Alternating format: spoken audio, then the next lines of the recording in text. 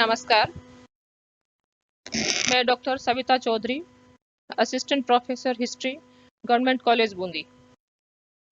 Kota university के arts stream के history के स्टूडेंट्स के लिए सेकंड ईयर में सेकंड पेपर है राजस्थान का इतिहास from earliest times to 1956 AD. ये जो अर्लीस्ट टाइम्स है हिस्ट्री में, इसमें सबसे पहला चैप्टर हम पाषाण युगीन संस्कृतियों का पढ़ते हैं। राजस्थान क्योंकि भारत का एक ज्योग्राफिकल कंपोनेंट है और राजस्थान का इतिहास भारत के इतिहास का हिस्सा है, तो राजस्थान के संदर्भ में इससे पहले कि हम ये देखें कि स्टोन एज के अलग अलग चरणों के साक्ष्य राजस्थान में कहाँ कहाँ पाए गए हैं और वो उस युग के जीवन के बारे में क्या क्या संकेत देते हैं, हमारे लिए ये आवश्यक है कि हम स्टोन एज से संबंधित पारिभाषिक शब्दावली को समझ लें। आज का ये लेक्चर स्टोन एज से संबंधित परिभाषा और उसके समय विभाजन को इंगित करेगा। तो स्टोन एज को हिंदी में हम कहेंगे पाषाण युग, और पाषाण युग को परिभाषा देने के लिए हमने एक छोटी सी शब्दावली गठित करी है। पाषाण युग उस का समयावधि का नाम है, एक लंबे दौर का नाम है, जबकि मनुष्य ने अपने जीवन को सरल बनाने के लिए, अपने जीवन यापन के साधनों को जुटाने के लिए, उपकरण बनाने के लिए जिस रॉ मटेरियल यानी कच्चे माल का उपयोग किया वो पत्थर था। पत्थर क्योंकि पत्थर के अलग अलग तरह के उपकरणों के माध्यम से वो अपने जीवन निर्वाह के साधन जुटाता रहा, इसलिए इस दौर को पाषाण युग कहा जाता है या स्टोन एज कहा जाता है। ये भी ध्यान रखने की बात है कि पाषाण युग को हम पाषाण सभ्यता ना कहकर पाषाण युगीन संस्कृति कहते हैं। तो यहाँ पर हमारे लिए ये भी जरूरी है कि हम संस्कृति और सभ्यता में अंतर को जान लें। हम ये जानते हैं कि मनुष्य का विकास एक क्रमिक प्रक्रिया है, जिसमें बंदर से बुद्धिमय प्राणी का विकास हुआ है। बंदर के जिस शाखा से विकसित होते होते बुद्धिमय प्राणी बना, उस शाखा का नाम रामापिथेकस था, और बुद्धिमय प्राणी को हम होमो सेपियन के नाम से जानते हैं। रामापिथेकस से अलग अलग प्रजातियों का विकास हुआ। उन प्रजातियों की एक श्रृंखला बनाई गई है जो मानव के विकास की प्रक्रिया है। रामापिथेकस के बाद ऑस्ट्रेलोपिथेकस आता है, ऑस्ट्रेलोपिथेकस के बाद अफ्रीकेनस होमो इरेक्टस, उसके बाद निएंडरथल और उसके बाद होमो सेपियन आता है। होमो सेपियन की उम्र 50,000 साल पुरानी है। दूसरे विचारधारा के अनुसार ये केवल 30,000 वर्ष पुराना है। यानी हम ये कह सकते हैं कि रामापिथेकस से होमो सेपियन बनने तक एक लंबा ऐतिहासिक समय गुजरा है, काल का एक लंबा दौर गुजरा है, और इस दौर में मनुष्य के बायोलॉजिकल डेवलपमेंट के साथ साथ उसके प्राकृतिक परिवेश के साथ अनुकूलन की प्रक्रिया भी साथ साथ चली है। ये रामापिथेकस क्योंकि बुद्धिमय प्राणी बनने की तरफ अग्रसर हो रहा था, जिसने बाद में आगे चलकर समाज बनाया, तो प्राकृतिक परिवेश के साथ अपना तालमेल बिठाने की प्रक्रिया को संस्कृति कहा जाता है। तो संस्कृति, इसीलिए स्टोन एज को संस्कृति कहा जाता है। फिर आगे हम देखेंगे कि सिंधु घाटी की सभ्यता के दौर को इंडस वैली सिविलाइजेशन कहा जाता है। यानी संस्कृति और सभ्यता में निश्चित रूप से कोई गुणात्मक भेद है। वो गुणात्मक भेद ये है कि ये जो प्राकृतिक परिवेश के साथ तालमेल बिठाने और सामाजिकता के गुणों की तरफ बढ़ने की प्रक्रिया है, इसमें जब एक ऐसा निश्चित दौर आ जाता है जिसमें 3 विशेषताएं निश्चित रूप से पाई जाती हैं, तब संस्कृति सभ्यता में कन्वर्ट हो जाती है। ये 3 विशेषताएं हैं: लिपि का पाया जाना, वेल ऑर्गेनाइज्ड इकोनॉमी का पाया जाना, और सोसाइटी का एक ऑर्गेनाइजेशन होना, यानी स्टेट का होना। देन स्क्रिप्ट, स्टेट, इकोनॉमी, 3 चीजें जब संस्कृति के किसी दौर में प्राप्त कर ली जाती है तो संस्कृति सभ्यता में कन्वर्ट हो जाती है। तो पाषाण युग में जबकि मनुष्य अपने जीवन निर्वाह के लिए पाषाण के उपकरणों का उपयोग कर रहा था, वो प्राकृतिक परिवेश के साथ अनुकूलन की प्रक्रिया और एक सामाजिक संगठन के निर्माण की तरफ बढ़ रहा था। वो प्रक्रिया, वो सारा दौर स्टोन एजेस में पढ़ा जाता है, और इसीलिए इसे स्टोन एज कल्चर्स कहा जाता है, जबकि इंडस वैली सिविलाइजेशन कहा जाता है। यानी कि संस्कृति सभ्यता से पूर्ववर्ती है और संस्कृति सभ्यता में अंतर्निहित भी है। और इसी आधार पर सब इतिहास का काल विभाजन किया जाता है, उसका नामकरण किया जाता है, क्योंकि इतिहास सभ्यताओं का होता है। इसलिए हमारे भारत के इतिहास के संदर्भ में हमारी सबसे पुरानी सभ्यता सिंधु घाटी की सभ्यता है। तो इतिहास को हम वैलिड रूप से इंडस वैली सिविलाइजेशन से प्रारंभ हुआ मान सकते हैं। लेकिन ये जो कालक्रम हमने टेबल के थ्रू दिखाया है आपको, इसमें तीन चीजें हमने आपको दिखाई हैं: प्री हिस्ट्री यानी पूर्व इतिहास, प्रोटो हिस्ट्री यानी आद्य इतिहास, और इतिहास। प्री हिस्ट्री में हम पाषाण युगीन संस्कृतियों को लेते हैं। भारत में पाषाण युगीन संस्कृति का सबसे पुराना अवशेष 5 लाख वर्ष पूर्व का है, इसलिए इसका कालक्रम 5 लाख वर्ष पूर्व से 3000 ईसा पूर्व तक आता है। इंडस वैली सिविलाइजेशन को हमने प्रोटो हिस्ट्री में लिया है, हिस्ट्री में नहीं। आर्यन सिविलाइजेशन को भी हमने प्रोटो हिस्ट्री में लिया है, और हिस्ट्री का समयावधि हम 600 ईसा पूर्व से मान सकते हैं। इसका कारण हमने यहाँ पर दिखाया है, जो कि इसकी परिभाषा के रूप में हम व्याख्यायित कर सकते हैं। कारण यह है कि इतिहास के ये जो हमने अलग अलग काल विभाजन किए हैं, ये इतिहास के स्रोतों की उपलब्धता के आधार पर निर्धारित किए गए हैं। इतिहास हमेशा ही कुछ स्रोतों के आधार पर जाना जाता है। ये स्रोत कई तरह के हो सकते हैं, जैसे कि आर्कियोलॉजिकल सोर्सेज पुरातात्विक स्रोत, लिटरेरी सोर्सेज यानी साहित्यिक स्रोत, और विदेशी यात्रियों के द्वारा लिखे गए विवरण।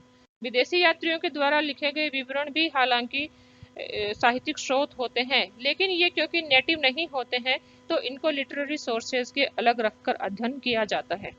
प्री हिस्ट्री जिसमें हम पाषाण युगीन संस्कृतियों को रखते हैं, इस समय में केवल आर्कियोलॉजिकल सोर्सेज प्राप्त होते हैं, जो कि खुदाई से प्राप्त होते हैं।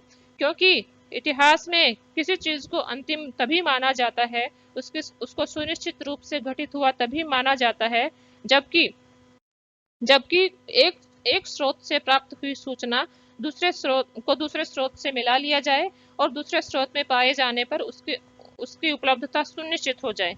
तो पाषाण युग के बारे में केवल आर्कियोलॉजिकल सोर्सेज मिलते हैं, लिटरेरी और दूसरे तरह के सोर्स नहीं मिलते हैं, इसलिए इसको इतिहास में मानकर पूर्व इतिहास माना जाता है। इतिहास वाजिब रूप में इंडस वैली सिविलाइजेशन से प्रारंभ हो जाना चाहिए, क्योंकि हमारे भारत में ये प्राचीनतम सभ्यता है। लेकिन इंडस वैली सिविलाइजेशन की स्क्रिप्ट को पढ़ा नहीं गया है, और आर्यन सिविलाइजेशन के जो लिटरेरी सोर्सेज हैं वो वैदिक साहित्य है। वैदिक साहित्य के कालक्रम को ठीक ठीक निर्धारित नहीं किया जा सका है, इसलिए आर्कियोलॉजिकल सोर्सेज से जो सूचनाएं मिलती हैं, हालांकि वो लिटरेरी सोर्सेज में उनके तुलना होने की संभावना रहती है, लेकिन लिटरेरी सोर्सेज के कमजोर होने के कारण, उनके सुनिश्चित ना होने के कारण अंतिम निष्कर्षों को प्राप्त करने में अनिश्चितता फिर भी बनी रहती है। इसलिए इस भारत के इतिहास के इस दौर को भी हिस्ट्री में न मानकर प्रोटो हिस्ट्री में आद्य इतिहास में गिना जाता है। सिंधु घाटी सभ्यता का कालक्रम लगभग 3000 वर्ष ईसा पूर्व से 2200 ईसा पूर्व तक आता है, और आर्यन सभ्यता का कालक्रम 1500 ईसा पूर्व से 500 ईसा पूर्व तक आता है। तो इसलिए 3000 ईसा पूर्व से 5000 ईसा पूर्व तक का समय हम प्रोटो हिस्ट्री में रखते हैं। हिस्ट्री का जो समय है वो 600 बीसी ऑनवर्ड्स माना जाता है। इसका कारण यह है कि अब तक 600 वर्ष ईसा पूर्व में आर्कियोलॉजिकल सोर्सेज होते हैं, लिटरेरी सोर्सेज, और विदेशी यात्रियों के विवरण यानी यूनानी यात्रियों के विवरण खास तौर से मिलने लगते हैं, साहित्यिक स्रोत मिलने लगते हैं, और आर्कियोलॉजिकल स्रोत तो मिलते ही हैं। इसलिए और 600 ईसा पूर्व में जब महात्मा बुद्ध का जन्म होता है, तो महात्मा बुद्ध के जन्म की जो स्थली है उसको ठीक ठीक से जान लिया गया है, और महात्मा बुद्ध को भारत का प्रथम ऐतिहासिक पुरुष की संज्ञा दी जाती है। इसलिए इन तीनों तरीके के सोर्सेज की तुलना यहाँ से प्रारंभ होती है, और इतिहास में एक सुनिश्चितता आती है। इसलिए इतिहास का जो समयावधि है वो 600 बीसी ऑनवर्ड्स मानी जाती है। अब इस लेक्चर में हमारा कंसर्न क्योंकि प्री हिस्ट्री पे है, तो हम ये देख लेते हैं, थोड़ी हमने डिटेल आपको बताई है, और थोड़ा हम फिर से देख लेते हैं कि किस तरीके से पाषाण युगों का जो काल है वो भारत के इतिहास में किस तरीके से है। ये जो पृथ्वी के बनने की प्रक्रिया है जिसके बारे में हमने बात करी, और साथ साथ उसमें जीवन के आने की प्रक्रिया भी है, और जीवन में मनुष्य के उद्भव होने और इसके विकास की प्रक्रिया भी है। तो ये सारी प्रक्रियाएं एक दूसरे से जुड़ी हुई हैं। पृथ्वी के जो बनने की प्रक्रिया है उसको जियोलॉजिकल कैलेंडर के नाम से जाना जाता है, और जहां पर इस कैलेंडर में मनुष्य का संदर्भ आ जाता है उसको हम प्री हिस्टोरिक कैलेंडर कह सकते हैं। पृथ्वी के बनने की जो प्रक्रिया है, जो जो काल है, उसको जिन कालों में विभाजित किया जाता है उसको महाकल्प, कल्प, युग, इस तरीके से नामकरण किया जाता है। जियोलॉजिकल कैलेंडर का जो लेटेस्ट इरा चल रहा है वो सिनोजोइक इरा या नूतन जीव महाकल्प है। प्रत्येक महाकल्प में 4 कल्प होते हैं, प्राथमिक, द्वितीयक, तृतीयक और चतुर्थक। अभी चतुर्थक कल्प चल रहा है। चतुर्थक कल्प में अभी प्री हिस्ट्री के संदर्भ में हमको जो 2 युगों की जरूरत है, वो एक तो होलोसीन पीरियड है, नूतनतम जीव महाकल्प, और एक प्लेस्टोसीन पीरियड है, अत्यंत नूतन महाकल्प। तो मनुष्य के जो प्रक्रिया की बात हमने करी, रामापिथेकस से होमोसेपियन के बनने की प्रक्रिया, वो प्लिस्टोसीन पीरियड या अत्यंत नूतन युग के समय में हुआ। प्लिस्टोसीन पीरियड का जो काल है वो 30 लाख वर्ष पूर्व है, और इसमें मनुष्य अपने विभिन्न दौरों से गुजरकर बुद्धिमय प्राणी बनने की तरफ जा रहा था। तो पाषाण युगीन जो संस्कृति है वो खासतौर से प्लेस्टोसिन पीरियड का संदर्भ है, लेकिन भारत के इतिहास में इतना पुराना साक्ष्य नहीं मिलता है। 5 लाख वर्ष पुराना साक्ष्य मिलता है पाकिस्तान की सोन नदी की घाटी में। तो पाषाण युगीन संस्कृति को हम भारत के संदर्भ में 30 लाख वर्ष पूर्व न मानकर अधिक से अधिक 5 लाख वर्ष पूर्व पुराना मानते हैं।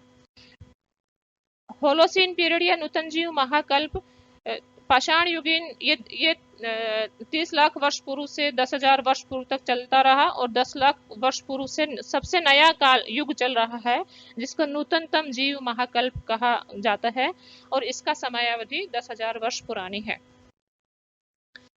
पाषाण युग को 3 भागों में बांटा जाता है: पूरा पाषाण युग, पेलियोलिथिक, मध्य पाषाण युग, मिजोलिथिक, और नव पाषाण युग, नियोलिथिक एज। पूरा पाषाण काल को 3 भागों में बांटा जाता है। हम ये देख सकते हैं कि प्लीस्टोसीन पीरियड के 30 लाख वर्ष पूर्व प्रारंभ होने की समयावधि में भारत के संदर्भ में पूरा पाषाण काल जो है वो 5 लाख वर्ष पूर्व प्रारंभ होता है। पूरा पाषाण काल को 3 भागों में बांटा गया है: अपर पेलियोलिथिक, पूर्व पूरा पाषाण; मिडल पेलियोलिथिक, मध्य पूरा पाषाण; लोअर पेलियोलिथिक, निम्न पूरा पाषाण। अपर पेलियोलिथिक 5,000 वर्ष पूर्व से 40,000 वर्ष पूर्व, मिडिल पेलियोलिथिक 40,000 वर्ष पूर्व से 20,000 वर्ष पूर्व, लोअर पेलियोलिथिक 20,000 वर्ष पूर्व से 8,000 वर्ष पूर्व।